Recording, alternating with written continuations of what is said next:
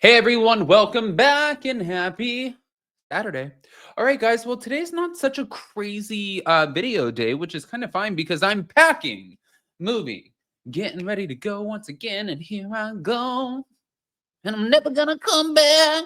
No, no. And I'm probably never gonna be able to do that again. Because when Jason hears that I did that, he's gonna be like, what the anyways, we're back to talk about Dorit Kimsley again because now Brandy is calling her out, which I kind of find wild because it's like I think Brandy wants people to exercise some compassion towards her right now, everything that's going on with her face. And God, the girl can't stop just like throwing her little digs, can she? And then do you guys remember Bronwyn, Wyndham Burke, the one who went like well, apparently she's doing it again. So smash the like button, show some love, and let's jump right in. Thank you to Reality Blurb. The past few years have been a nightmare for Brandy Glanville, but not only can she not find work in the world of reality TV, but she's also experiencing a pretty scary health condition. Now she's stirring up drama by calling out Dorit Kimsley and Erika Jane for their lavish purchases following money and marital issues. Now, as fans know, things really went downhill for Brandy following the filming of the Real Housewives Ultimate Girls Trip. That season took place in Morocco, and while on the trip, Caroline Manzo accused Brandy of sexual assault. But as a result, this season will probably never air, and Brandy has essentially been blacklisted. This is despite several people from the cast and one producer countering Caroline's story. Now, recently, Brandy has been doing more press and discussing her ongoing health and financial issues. But one of her latest interviews happened to be with The Sun. And somehow, Dorit and Erika came up in the interview. But notably, she questioned Dorit's choice of cars. According to Brandy, it was kind of shocking because they have a tax lien and they're in pre foreclosure. I'm like, but why is she still driving the Bentley? Why? Okay, that's a good question. I mean, it is a good listen. I actually never understood that either. Like, I don't know. I never really understood. Yeah. I know somebody right now who they're going through a bankruptcy and they're giving up a lot of things. And I saw their Christmas with their kids and I was like,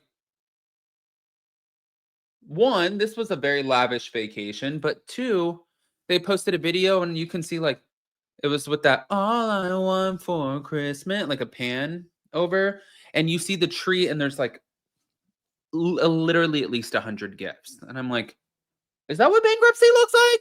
Because they don't look like that to most people now. hmm Moving on. She then mentioned Erica by saying, even with Erica having to start over after her divorce, she just got a Porsche. I'm very confused. No, girl, that's been 4 years. Brandy said, I drive a Ford. Things are not going my way right now, but I'm not going to be living a lifestyle just for television. That's when they're going to get in trouble. And I mean, and Dorit's financial troubles are out there and they're not even addressing it. So I just find it odd. But I feel like she really needs this job. Yes. I mean, all three of you guys do. Brandy then brought up Dorit and PK discussing their issues on the show. And she said, when they were having their conversation, their sit down, and he's like, I don't like you. And she's like, are you saying you don't like me? I'm like, you're not grasping that he doesn't like you. He loves you, but he does not like you. She went on to call their situation yucky. And according to Brandy, I'm like, oh, this man's jealous of Dorit's fame and her notoriety. This is really sad. And the whole thing is yucky for me. And Dorit is stunning and she could do way better. I'll just say that. Hmm. She also went on and said, I mean, she did mention that he was an alcoholic about 14 times during the first episode of the season, which is wow. But they're going to get Erika ugly, like with Erika and Tom Girardi. They're going to be throwing each other under the bus left and right. Um, I think I agree with that. I agree that that's exactly what they're probably going to be doing. Good call. Good call. Um, I mean, she threw the first stone on this one. She put this out on reality television first. And the first episode was hard to watch, you guys. That was a hard pill to swallow. Alcoholic. He's a full-blown alcoholic. Alcoholic. Alcoholic. Alcoholic. Well, have you heard PK and I are getting a divorce because he's an alcoholic? Yeah, that would probably piss off most people's spouses. Right. Moving on. So, thank you to Reality Blurb. It's been a few years since Bronwyn Wyndham Burke has appeared on The Real Housewives of Orange County. Thank God. However, her name is mentioned in the world of pop culture very often. Sadly, this time it's because her ex-husband, Sean Burke, has accused the former television personality of child abuse. Okay, that's not good. Of course, she's denying that this has happened, but fans of OC will recall that Bronwyn and Sean got married in 2000 before the couple filed for divorce in 2022. The divorce was finalized the following year. Now, since then, their relationship hasn't been the greatest, as they have been publicly struggling with co-parenting, and he owes a significant amount in back child support. But of course, Bronwyn has since married Jennifer Spinner and moved to Tennessee. And according to the Daily Mail, Bronwyn and Sean have been battling over several issues related to parenting their kids. And notably, the two are said to have had disagreements over schooling. However, the outlet has also obtained court documents that say Sean has alleged abuse coming from Bronwyn directed at one of the children who happens to have autism. Notably, the instance of abuse is said to have happened over the summer. But in the documents, Sean says he contacted the Franklin Police Department on August 14th about a change of custody time. However, once there, they noticed that the child, Kieran, had rug burns. And this allegedly came from Bronwyn dragging him from under the bed. And of course, they reported this to the Department of Child Services.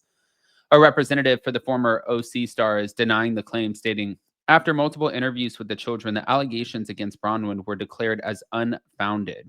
Bronwyn was awarded primary custody. After a trial where said details were discussed.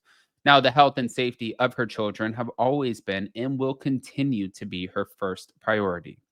Still, the court document also says, as a result of the incident, mother was required to take a parenting class for dealing with children with behavioral issues. The report also said that Bronwyn has not seen or spoken to the child since the August incident. Regarding the incident itself, the official word was that the child hid under the bed and refused to come out. Bronwyn says that she contacted the dad for help, but he refused, and she believes the dad reported the incident as a way to harass her. But notably, they have a custody hearing early next year where a judge will evaluate their custody plan. And of course, it should be noted that she had public issues with some of her other kids. This is not the first go around. Talk about like a Bronwyn went a little like a little. I mean, I'm not saying because she was like, first of all, anybody who could be married, what did she say? She's been with him for 20 years. She's like, I've been with this man for 20 years and I had 50 of your children, but I never loved you. I love you, but I've never been in love with you. I've always on the inside known that I was a lesbian. That's like,